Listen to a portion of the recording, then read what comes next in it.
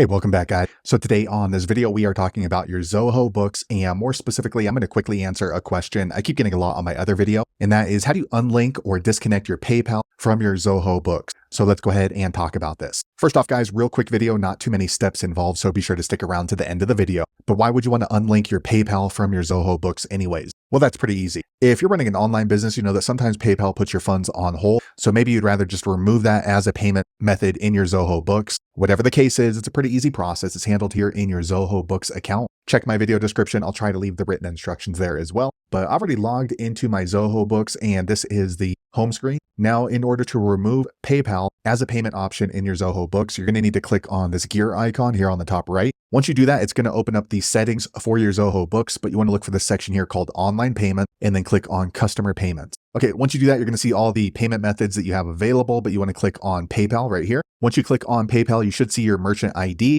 However, in order to remove PayPal from your Zoho book, you want to click on this little trash can over here to the right. Okay, once you do that, you're going to get this warning asking if you're sure you want to go ahead and remove PayPal from your Zoho Books. Go ahead and click on OK. Okay, a quick second later, the page refreshes. Now you can see next to my PayPal, it says inactive. So I can no longer accept PayPal payments through my Zoho Books invoices unless I re-add my PayPal. So there you have it, guys. If you're wondering how to unlink or remove your PayPal from your Zoho book, that's the easiest way I know how to do it. If you know an easier way, be sure to leave a comment below. Let the rest of us know how you did it. Hopefully you found that video useful. If so, click thumbs up or maybe consider subscribing to my channel, and I hope to see you on the next video. Thanks again for watching.